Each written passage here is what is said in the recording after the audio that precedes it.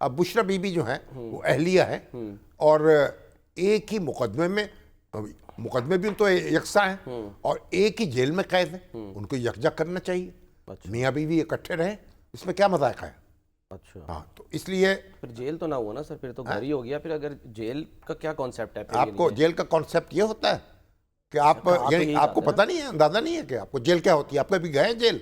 देखने गया हूँ, हाँ, विजिट जेल किया है। आप अल्लाह ताला आपको ले भी जाए तो पता चले आपको जेल क्या होती है। सर खतर जेल का मतलब है कि आप आइसोलेशन में हो गए, हाँ। आप दूसरी दुनिया से कटे हुए हैं और आप अपने मुकदमे का इंतजार कर रहे हैं। मैं तो इस बात के भी खिलाफ हूं कि लोगों को जेलों में रखा जाए। जो मुकदमों को चलाएं आप, और लोगों को जमानत पे रहा करना चाहिए। अब ये सियासी लीडर जो है, इनको आप इतनी देर तक जेलों में क्यों रखेंगे? तो जमानत का कानून इसीलिए बनाया गया है ना कि जमानत ली जाए, आदमी बाहर रहे और साबित हो जाए कि उसने जुर्म किया, उसको सजा दी जाए। सही। वगरना ये होगा, अब अगर बरी हो जाए एक शख्स तो फिर उसको कैद किस खुशी में दी गई? कैद की सजा उसने क्यों काटी? क्यों काटी? अगर आप दुनिया में और कहीं जगह चले जाए, बरतानिया में चले जाए, अमेरिका, तो वहां तो हर्जाना की आपके ऊपर देना पड़ेगा आपको। करते हैं जब आप मुकदमा आपके खिलाफ होगा, हुकूमत के खिलाफ फैसला हो जाए मुकदमे का, तो फिर हुकूमत को हर्जाना देना पड़ेगा। बिल्कुल सही। तो आपने जब कैद रखा हुआ है और फिर बरी हो जाए मुल्ज़िम जो है, तो उसके बाद आप उसका मुदावा क्या होगा? एक बात, कैद का मतलब ये नहीं है कि आपने किसी शख्स को अज़ियत देनी है। अच्छा। कैद का मतलब यह है कि आप एक शख्स को आपने मुआशरे से काट दिया, उसको पाबंद कर दिया कि वो मुकदमा चलेगा तो उसके पेश होगा, सही। बस उसके बाद तो फिर मुकदमे का फैसला होगा। ठीक है, फिर वो अदालत जो भी सजा दे। इसलिए ये मैं इसको एक गैर इंसानी फेल समझता हूँ कि मियाँ बीवी अलग अलग उनको रखा जाए, बाप बेटी को अलग अलग रखा जाए। और मेरा तो ख्याल है कि जेल मैनुअल जो है उसमें वाज़ेह हदायत कर देनी चाहिए। अच्छा। अब यहाँ तो एक हम लोग गिरफ्तार होते हैं, हमारे रहनुमा, सियासी रहनुमा, उसके बाद बाहर आते हैं, बहुत सारी चीज़ें भूल जाते हैं और जेल में कई इस्लाहात भी हुई हैं।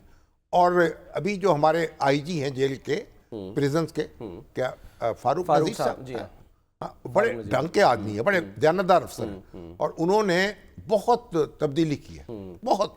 अब हमारे जो यानी ये जो किचन है कोट लखपत जेल का, अगर आप वो देखें आप हैरान हो जाएंगे। अच्छा।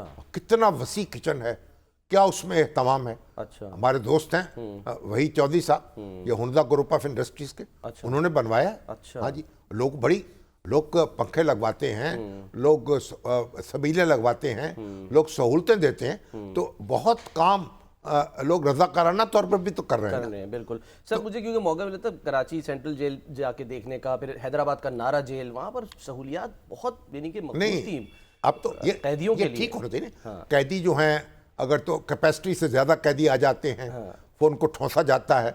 बाथरूम जो है ज्यादा जरूरत के मुताबिक नहीं होते। फिर उसके बाद उनको अपनी फैमिली जो है, वहां तो पहले तो ये था कि अगर आप अपनी फैमिली को यानी ये भी है कानून, ज़ाब्ता इसकी इजाज़त देता है कि आप खलवत में मिलने की इजाज़त दें फैमिली को। सही है, बिल्कुल है। तो इसलिए ये सब इंसानी ज़रूरियात हैं जिनका ख्याल रखा जाना चाहिए। अब खाना भी काफ़ी बेहतर हो गया हमारे, यानी जेल के अंदर जो जेल खाना दिया जाता है कैदियों को, वो भी काफ़ी बेहतर है। लेकिन ये जो इस वक्त जो जिन लोगों के खिलाफ जो हवालाती होते हैं, जिन पे मुकदमा चल रहा होता है, उनको घर से खाना मंगवाने की इजाज़त होती है।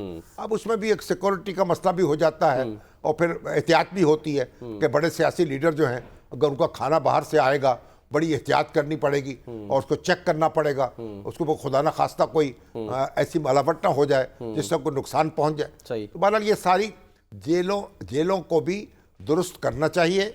जो लोग जेलों में रखे जाते हैं वो उनको आइसोलेशन जो है वो रख लिया गया, समाज से काट दिया गया बस। और जब तक उनके खिलाफ फैसला ना आ जाए, जुर्म साबित ना हो जाए, उस वक्त तक तो वो फिर मुल्जिम है ना। मुल्जिम के साथ आप इस तरह का सलूक तो नहीं कर सकते। तो बहरहाल, लेकिन जो वकला है पीटीआई के, उनको नहीं सर आज मिलने दिया। इरफान सदीकी साहब ने ये भी कहा ना कि वो ये बातें आके यूट्यूबर्स को बेचते हैं। अब यूट्यूबर्स जो हैं वो मसाला लगा के वो चीज़ों को आगे फैलाते हैं, इसीलिए नहीं मिलने दे रहे। उनकी रेटिंग बढ़ती है और उनके उनकी उनकी व्यूअर्स उनके बढ़ते हाँ हैं। जी। जब व्यूअर्स बढ़ते हैं तो उनकी आमदन बढ़ती है। ये भी तो तमाशा हो गया हाँ ना। जी। अब आप यूट्यूब के जरिए से या दूसरे जो आपके टिकटॉक और दूसरे, जब मीडिया। आपके व्यूअर्स बढ़ते हैं ना, और देख तो आपके पैसे भी बढ़ते हैं, क्योंकि फिर वहाँ इश्तहार भी आते हैं।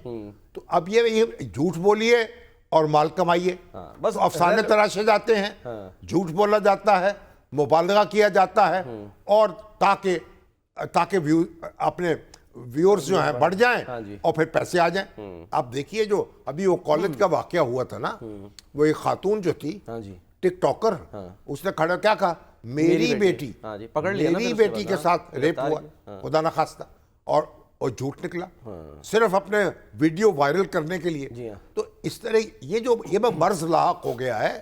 तो अब उसमें वकाला जो हैं वो भी उसमें कंट्रीब्यूट कर रहे हैं, और वो यूट्यूबर्स को मसाला देते हैं और चटपटी बातें करते हैं।